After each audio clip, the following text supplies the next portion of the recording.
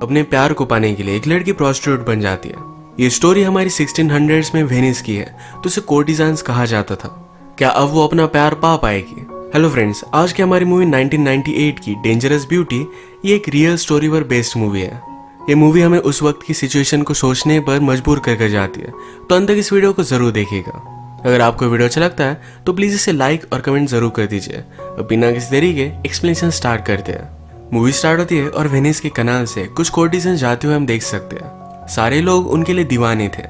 इस बारे में हमारी मेन कैरेक्टर वेरोनिका को पता चला, तो अपनी फ्रेंड के साथ इन्हें देखने के लिए वो चली जाती है। आज बहुत दिनों बाद वेरोनिका की जो फ्रेंड थी उसका ब्रदर फिर से टाउन में वापस आया था। उस ब्रदर का नाम था मार्को। मार्को अपनी सिस्टर से मिला और वहीं पर वेरोनिका को भी देख लेता है। वो उसे बचपन से जानता था, पर अब वो बड़ी हो चुकी थी तो उसकी ब्यूटी उसे बहुत अच्छी लगती है। एक दूसरे को ये दोनों बहुत अच्छे लगे थे। रात में वेरोनिका ने अपनी मदर से पूछा ये शादी किस तरीके से होती है। मदर ने कहा कि एक तरीके का बार्गेन होता है, दो फैमिलीज एक दूसरे को क्या दे सकते हैं इस पर ये डिपेंड करता है। यहाँ पर एक तरीके से डाउरी के बारे में बात चल रही थी। वेरोनिका ने कहा कि अगर सच्चा प्यार हो तो इसमें इस तरीके की बार्गेन की क्या जरूरत है। वेरोनिका की मदर कहती कि इस तरीके से चीजें नहीं होती है। वेरोनिका को हमेशा से पढ़ना अच्छा लगता था। मार्को से उसे प्यार हो गया, जिसके बारे में वो पोएट्री लिख रही थी। उसका ब्रदर ये देखकर उसे टीज करता है। यही जब वो पढ़ रहा था तभी नीचे मार्को पहुंच गया। उसके लिए वो गाना गाता है। ये देखकर उसके पीछे पीछे वो भी नीचे आ गए। मार्को ने उसे पोएट्री पढ़कर सुनाई। एक बुक उसे दी और कहा कि ये बुक तुम्हारे लिए है। जब मैंने इसे बाय किया था तो मुझे नहीं लगा था कि मैं तुम्हारे लिए बाय कर रहा हूँ, पर ये हमेशा तुम्हारे लिए ही थी। उसे लगता है कि शायद वेरोनिका बहुत ही यंग है, इन दोनों में कुछ हो नहीं सकता, पर वेरोनिका उसे ही पागल समझती है।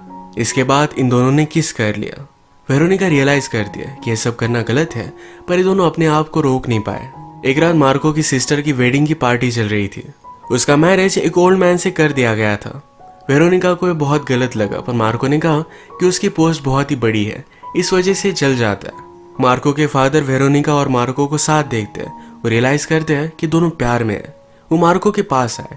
उन्होंने कहा तुम कभी भी उसके साथ शादी नहीं कर सकते, इस बात को ज्यादा मत बढ़ाओ। रात में जब ये दोनों एक साथ थे तो मार्को ने वेरोनिका को बता दिया कि हम दोनों कभी भी एक दूसरे से शादी नहीं कर सकते। वेरोनिका पूछती है तो फिर तुम मेरी लाइफ में आए ही क्यों। मार्को ने कहा मैंने बहुत ट्राई किया था अपने आप को रोकने का, पर मैं रोक नहीं पाया।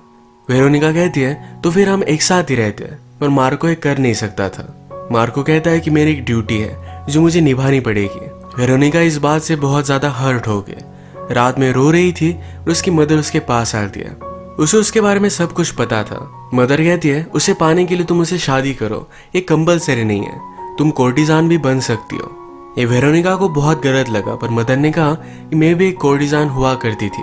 तुम्हारे फादर ने हमारे सारे पैसे उड़ा दिए।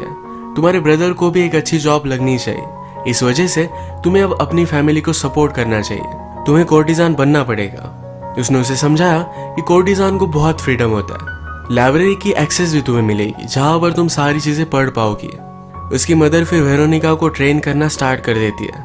आदमियों को किस तरीके से रिझाना है, उनकी ईगो को किस तरीके से पैम्पर करना है, ये सारी चीजें वेरोनिका सीख लेती है। मदर ने कहा कि हर एक आदमी को हैंडल करने का एक अलग वे होता है। इसके बाद वेरोनिका रेडी थी। एक अमीर आदमी के साथ आज रात वो पार्टी पर आती है। इसी पार्टी पर मार्को भी आया हुआ था। उसे जब वेरोनिका के बारे में पता चलता है तो उसे बहुत बुरा लगा। वेरोनिका आज उसे बहुत ही गलत ट्रीट करती है। कहती है जैसा तुमने मुझे ट्रीट किया था मैं तुम्हें वैसे ही कर रही हूँ। इन दोनों को बात करता देख वेरोनिका के पास वो अमीर आदमी आ गया। उसे उसके साथ लेकर जाता है। आज यहाँ इस पार्टी में पोएट्री चल रही थी। मार्को का फ्रेंड पोएट्री कर रहा था। मार्को सबसे कहता है कि वेरोनिका भी पोएट्री कर सकती है। फिर वेरोनिका और मार्को का फ्रेंड एक दूसरे के अगेंस्ट पोएट्री करते हैं। ये सेशन सबको बहुत अच्छा लगा था।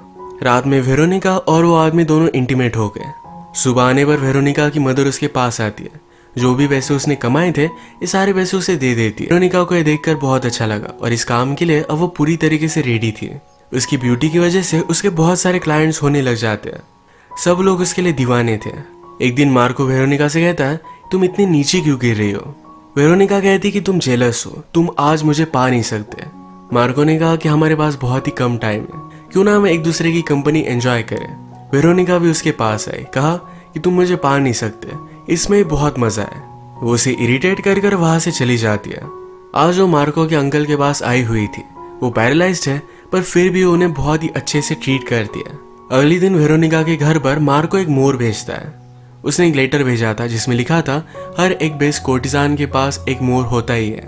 ये उसने देखा तभी मार्को नीचे आया हुआ था। वेरोनिका आज उसे फिर से इग्नोर कर देती है। वेरोनिका एक बहुत ही अच्छी पोएट है तो उसे फिर से एक पार्टी में बुलाया गया था। मार्को का फ्रेंड उसे बात करता है, कहता है तुम अलग अलग आदमियों से मिलती हो, इस वजह से तुम्हें बहुत ही अलग पर्सपेक्टिव मिलता होगा, क्यों ना हम दोनों भी इंटीमेट हो जाए। वेरोनिका कहती कि तुम भी एक पोएट हो, हम दोनों सिर्फ सर्वेंट हैं, हम एक दूसरे को अफोर्ड नहीं कर पाएंगे। उसने उसे रिस्पेक्टफुली डिनाई कर दिया पर इस बात से वो हर्ट हो गया था। यहाँ पर वेरोनिका और मार्को फिर से बात करते हैं। मार्को कहता है तुम्हारी ब्यूटी बहुत ही क्रूअल है, जो लोग इसे पा नहीं पाते इनके लिए बहुत ही क्रूअल बन जाती है। वेरोनिका कहती कि इसमें ही तो मजा है, अगर तुम मुझे पा सकते तो तुम मुझसे बोर हो जाते। मार्को ने कहा कि मैंने जो भी किया आज तक मुझे इसका पछतावा है, मैं कभी भी तुमसे बोर नहीं हो सकता। वेरोनिका ये सब सुनकर वहां से चली गई। अगले दिन मार्को के फादर उससे बात करते हैं। उन्होंने उसके लिए एक बहुत ही बड़ा रिश्ता लाया हुआ था, इस वजह से मार्को को एक अच्छी पोस्ट मिलेगी। वेरोनिका एक क्लाइंट के साथ थी पर मार्को बहुत ज्यादा पी लेता है और वेरोनिका के पास आता है। उसने अपनी शादी के बारे में उसे बता दिया। वेरोनिका कहती है कि आई होप कि तुम्हें इस शादी से बहुत फायदा हो। इसके बाद मार्को की शादी हो गई और हम डायरेक्टली हस्बैंड वाइफ को एक साथ देखते हैं। मार्को अपनी वाइफ से पूछता है तुम अपनी लाइफ से चाहती क्या हो। उसकी वाइफ ने कहा कि मैं सिर्फ तुम्हारे लिए एक अच्छी वाइफ बनना चाहती हूँ।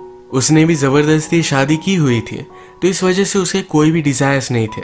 ये बात मार्को को अच्छी नहीं लगती। वो वेरोनिका से प्यार करता है क्योंकि वेरोनिका में एक पर्सनैलिटी है, वो रीड करती है, पोएट्री करती है। एक दिन फिर से पार्टी चल रही थी। वहां पर मार्को का फ्रेंड पोएट्री करने के लिए आया हुआ था। वेरोनिका की वजह से वो हर्ट है, इस वजह से उसे बहुत ही बुरी चीजें बोलता है। इन दोनों ने फिर तलवार उठा ली। एक दूसरे से वो पोएट्री और तलवार से फाइट करते हैं। ये फाइट बढ़ती चली गई। मार्को का फ्रेंड वेरोनिका को मार ही डालता पर उसके पहले मार्को ने उसे बचा लिया।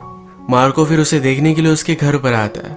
ये दोनों आज इंटीमेट हो गए। मार्को का फ्रेंड बर्बाद होकर स्ट्रीट्स में पड़ा हुआ था। उसके पास चर्च का एक आदमी आया। वो कहता है तुम अपने पाथ से पूरी तरीके से भटक चुके हो, तुम्हारी डिजायर ने तुम्हें बंदी बना लिया है, हम तुम्हें अच्छा वे दिखा सकते हैं। मार्को के फ्रेंड ने चर्च को ज्वाइन कर लिया। इंटीमेट होने के बाद मार्को वेरोनिका से कहता है अब तुम सिर्फ मेरी हो जाओ। वो उसे किसी के साथ भी शेयर नहीं करना चाहता। वेरोनिका कहती कि मेरा प्रोफेशन है, फिर मैं पैसे कैसे कमाऊंगी। मार्को से सब कुछ देने के लिए रेडी था पर वेरोनिका उसे मना करती है क्योंकि फिर उसे मार्को पर जिंदा रहना पड़ेगा। अगर उसका इंटरेस्ट चला गया तो वेरोनिका के पास कुछ भी नहीं होगा।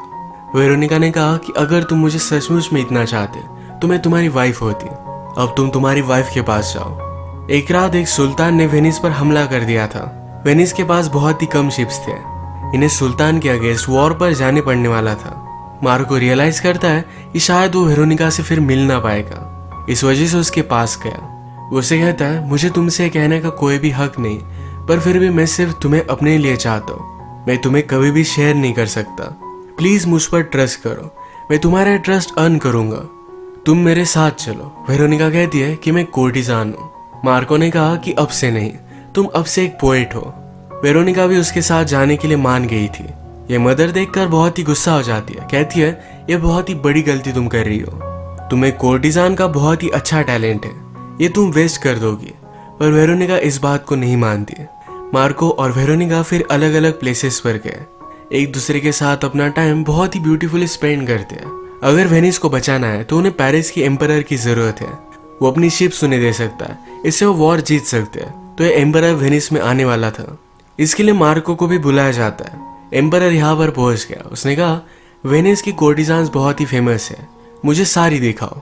इन सब कोर्टिजान्स में उसने वेरोनिका को चूज किया। वेरोनिका ये काम नहीं करती थी पर पेरिस को बचाने के लिए ये करने के लिए वो रेडी हो जाती है। रात में वो किंग के पास पहुंची। किंग के बहुत ही अलग सेक्सुअल डिजायर्स थे। वेरोनिका उसे भी प्लीज करती है। किंग इससे खुश हो गया और वेनिस की मदद करने के लिए अब वो रेडी था। इस सारी बातों से मार्को अपसेट हो गया था। वेरोनिका कहती है तुम अपनी वाइफ के साथ हर रोज सोते हो, ये तुम्हारी ड्यूटी है, उसी तरीके से मेरी भी ये ड्यूटी थी। मार्को बहुत ही हर्ट था और इसके बाद वो वॉर के लिए चला गया। जो भी लोग वेरोनिका के पास एज ए क्लाइंट आते हैं उन सारों की वाइफ ने उसे बुला लिया।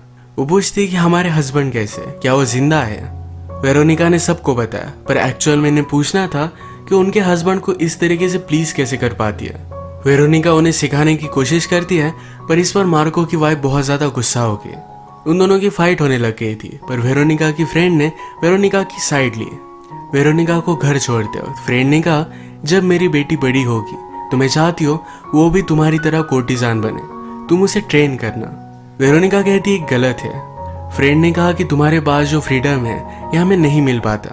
अगर ऐसा ही चलता रहा तो मेरी बेटी भी शादी करेगी, उसे भी बच्चे होंगे, उसकी लाइफ एक केज की तरह बन जाएगी। वेरोनिका कहती है पर मेरी लाइफ भी एक केज की तरह ही है, पर उसकी फ्रेंड मानती नहीं। 16th सेंचुरी में वेनिस में एक प्लेग आया था। यही प्लेग फिर हमें मूवी में दिखाया जाता है। इस प्लेग की वजह से बहुत सारे लोगों की डेथ हो गई।